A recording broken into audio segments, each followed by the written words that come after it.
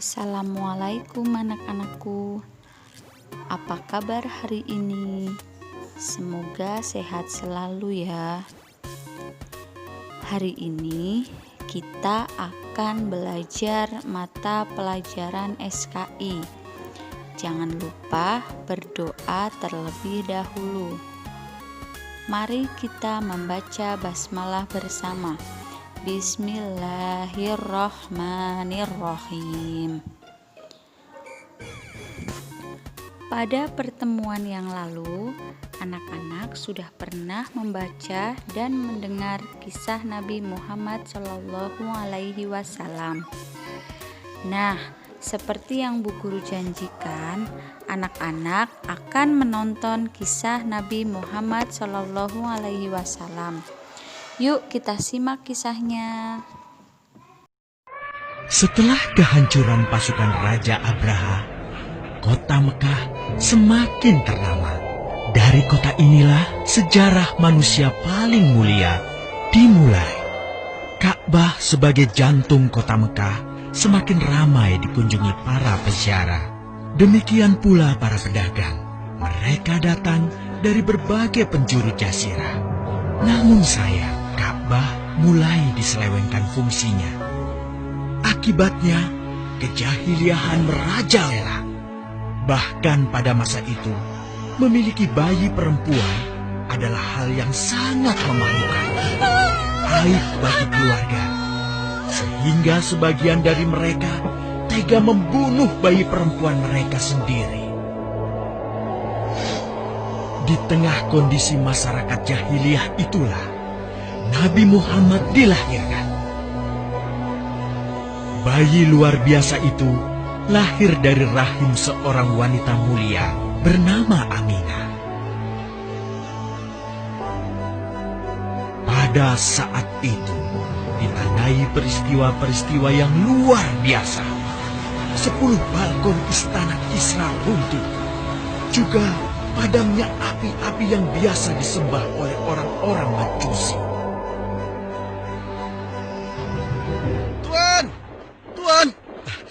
Tuan Abdul Muthalib, ada kabar gembira. Kabar gembira? Kabar gembira?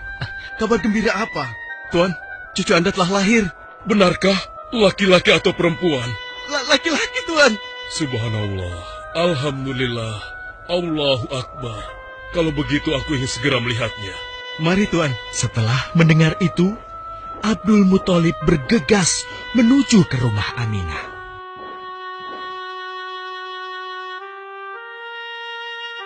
Ah, cucuku, kasihan engkau terlahir yatim. Dengan penuh kasih sayang, Abdul Muthalib membawa cucunya ke Ka'bah. Ya Allah, jadikanlah cucuku ini menjadi seorang yang mulia dan terhormat, sebagaimana Nabimu Ibrahim alaihissalam.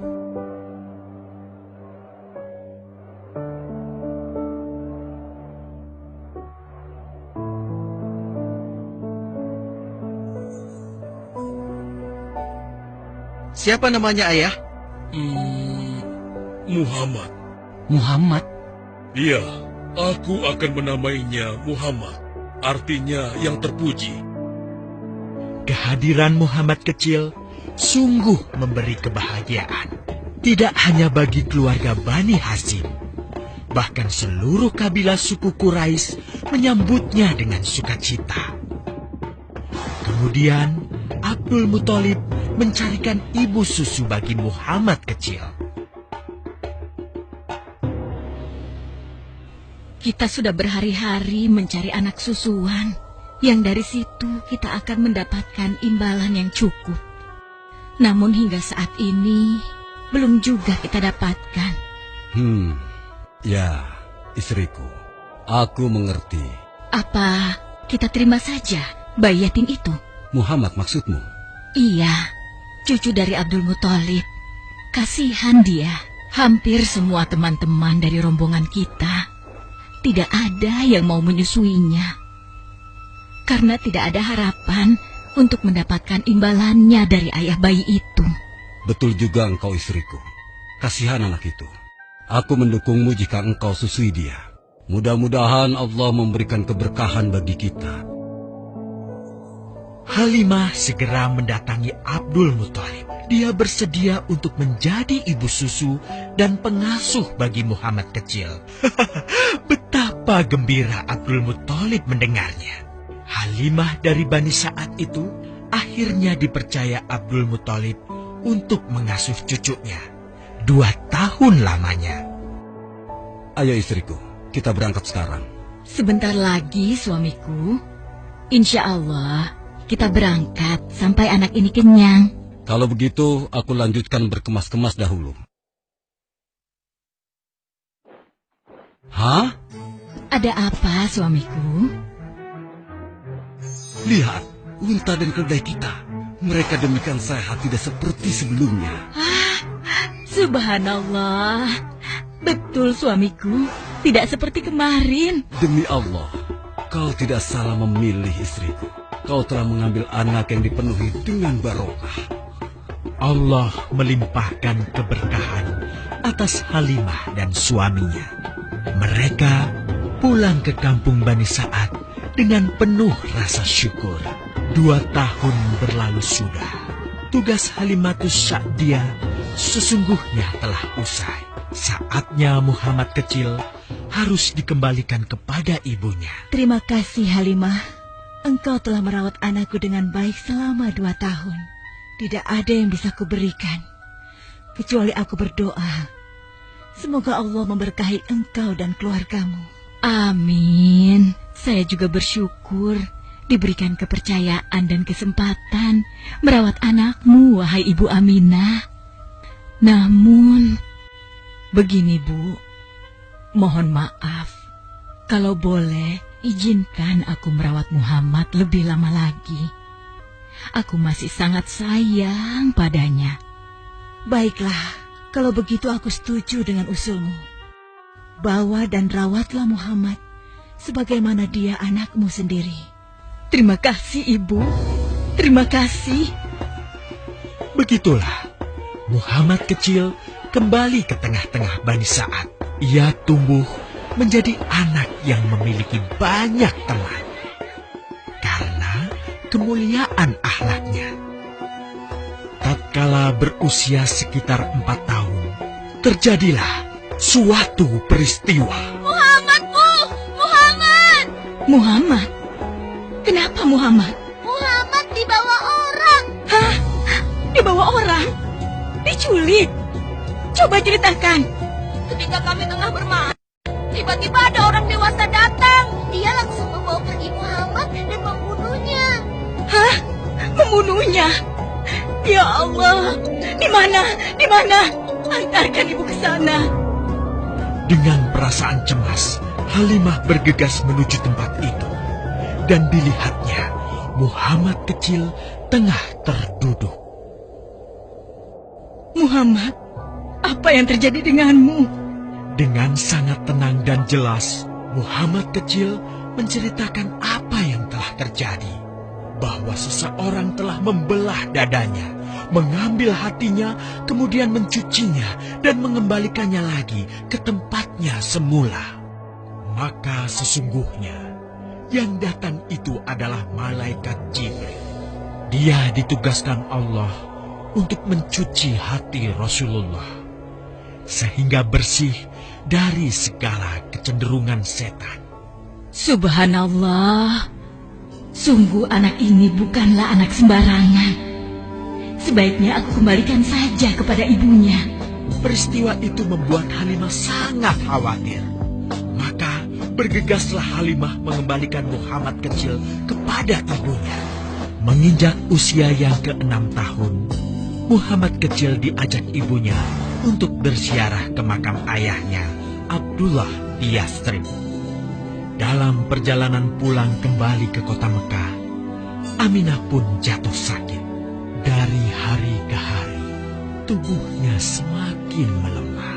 Hingga di sebuah kota bernama Abwa, letaknya antara Mekah dan Yathrib, Aminah meninggal di sana. Dan Muhammad kecil pun menjadi seorang anak yatim piatu. Sejak itulah, Muhammad kecil dirawat dengan penuh cinta dan kasih sayang oleh kakeknya, Abdul Muthalib. Muhammad, sudah berhentilah memerah susunya. Insya Allah, sudah cukup untuk persediaan kita hari ini. Beristirahatlah sejenak. Makanlah agar kau tetap sehat.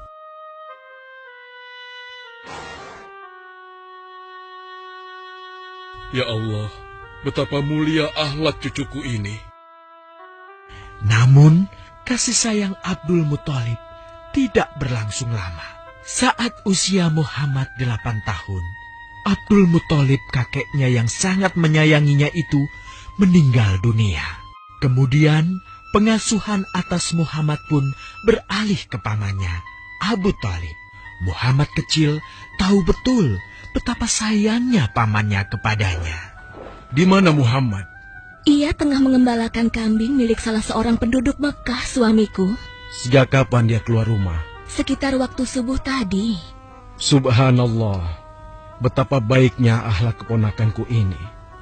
Ya Allah, maafkan ketidakmampuanku mencukupi kebutuhan keponakanku. Sayangi dan berkahilah dia. Jadikanlah dia orang yang mulia di antara manusia. Hingga saat usia Muhammad menginjak 12 tahun, pamannya Abu Thalib mengajaknya berdagang ke Syam. Sampailah mereka di satu daerah bernama Busra. Saat mereka beristirahat, datanglah seorang pendeta menghampiri. Wahai saudaraku, selamat datang di Busra. Tampaknya kalian bukan orang sini. Dari manakah kalian berasal? Terima kasih saudaraku. Kami datang dari Mekah. Lalu, siapakah gerangan anak ini? Ini adalah keponakanku. Muhammad namanya. Apakah engkau bertanggung jawab atasnya, Tuan? Ya. Kemana ayahnya? Ayahnya sudah meninggal sejak ia masih dalam kandungan. Oh, apakah kini dia yatim piatu? Benar. Aku sungguh beruntung bertemu dengannya. Beruntung? Beruntung apa? Sungguh, keponakanmu ini adalah orang yang sangat istimewa. Oh ya? Ya, dia adalah seorang nabi, seorang utusan Allah. Bagaimana kau tahu hal itu? Aku tahu karena aku seorang pendeta. Dan berita kedatangan dia sebagai seorang utusan Allah sudah disampaikan di dalam Injil. Bahkan aku pun bisa mengetahuinya dari cincin kenabian yang berada di bagian bawah tulang rawan bahunya yang menyerupai buah apel sebagai tanda kenabiannya. Begitulah pendeta bernama Bahira menyampaikan kepada Abu Thalib perihal kenabian Muhammad. Ia berpesan agar menjaga baik-baik keponakannya itu, karena Muhammad kelak di suatu saat nanti akan menghadapi banyak gangguan dan rintangan. Istriku, Muhammad sudah berusia 25 tahun. Aku pikir sudah saatnya dia untuk menikah. Betul, suamiku. Namun, dengan siapakah dia akan kita jodohkan?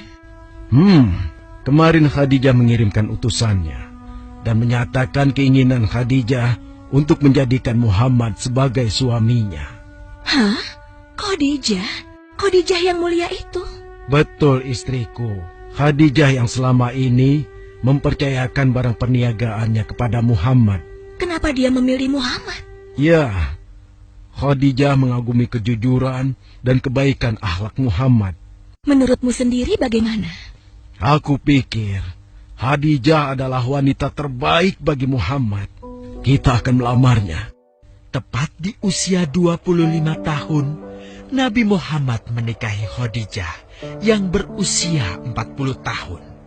Dari pernikahan itu, mereka dikaruniai Allah 6 orang anak. 2 laki-laki adalah Al-Qasim dan Abdullah. Sedangkan putrinya adalah Zainab, Ruqayyah, Ummu Kulsum, dan Fatimah. Namun, kedua putranya itu telah meninggal semenjak mereka kecil. Suatu ketika, terjadilah banjir besar di kota Mekah. Kabilah-kabilah di kota Mekah pun bergotong royong membangun kembali Ka'bah. Setelah pembangunannya selesai, terjadilah perselisihan antara pemuka kabilah tentang siapakah yang paling pantas meletakkan Hajar Aswad di Ka'bah. Abu Talib, apa yang harus kita lakukan? Kita sudah bicarakan hal ini selama 5 hari, namun tidak ada titik temu. Aku khawatir akan terjadi pertumpahan darah. Sudah, begini saja. Kita sepakati bahwa masalah ini kita serahkan kepada takdir terbaik. Lihat pintu masuk Ka'bah itu. Siapapun yang pertama kali akan melewati pintu itu, dan siapapun dia, kita tidak boleh menolaknya. Setuju? Aku juga setuju. Baiklah, aku setuju. Aku juga setuju. Baiklah, kita perhatikan bersama. Tidak lama setelah kesepakatan itu, atas izin Allah, Nabi Muhammad menjadi orang pertama yang memasuki pintu menuju Ka'bah. Alhamdulillah, segala puji bagi Allah. Ternyata Muhammad, dan memang dia adalah orang yang tidak pernah kita temui ada celah. Betul? Betul. Iya, betul. Nabi Muhammad pun menerima kepercayaan itu. Dengan kebijaksanaannya, Nabi Muhammad meminta sehelai kain, lalu meletakkan Hajar Aswad di atasnya. Nabi Muhammad mempersilahkan seluruh pemuka kabilah untuk memegang ujung-ujungnya dan mengangkatnya secara bersama-sama. Setelah sampai pada sudut Ka'bah, giliran Nabi Muhammad meletakkan Hajar Aswad di tempatnya semula. Terhindarlah perpecahan di kota Mekah. Meskipun demikian, kegelisahan masih terus menggelayuti hati Nabi Muhammad. Kejahiliahan ada di mana-mana. Kezaliman dan kemaksiatan terus berlangsung. Ia tak habis pikir. Nabi Muhammad mulai merenung dan menyendiri untuk menghindar dari perilaku jahiliyah. Nabi Muhammad memilih tempat di sebuah goa di atas bukit sekitar Mekah. Goa Hiro. Dari mulut goa itulah Nabi Muhammad bisa memandangi kota Mekah yang dicintainya dengan pandangan yang lebih luas. Hingga suatu ketika, sesuatu yang tidak pernah terbayangkan sebelumnya terjadi. Tiba-tiba, goa itu menjadi terang benderang. Kemanapun arah mata melihat, di sanalah cahaya itu ada. Itulah malaikat Jibril. Jibril berkata, "Bacalah." Dengan gemetar, Nabi Muhammad berkata, "Aku tidak bisa membaca." Malaikat Jibril lantas merangkul Nabi Muhammad SAW dengan kuat hingga nafas beliau sesak. Seraya berkata lagi, "Bacalah." Sampai akhirnya malaikat Jibril membantunya setelah merangkulnya dan menyuruhnya membaca hingga 3 kali. Kemudian malaikat Jibril membantunya membaca. "Bacalah dengan menyebut nama Tuhanmu yang menciptakan. Dia telah menciptakan manusia dari segumpal darah. Bacalah, dan Tuhanmulah yang paling pemurah, yang mengajarkan manusia dengan perantaraan Al-Qalam. Dia mengajarkan kepada manusia apa yang tidak diketahuinya." Kalimat suci telah terucap. Resmilah sudah. Dari dalam Goa Hiro, Allah mengangkat Nabi Muhammad SAW sebagai penuntun dari kegelapan menuju cahaya, dari keburukan menjadi kebaikan, dan dari kesengsaraan menuju ke keselamatan.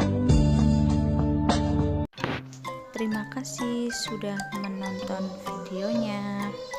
Untuk tugas hari ini. Silakan soal-soal berikut dikerjakan ya. Tulis jawabannya saja di buku tulis.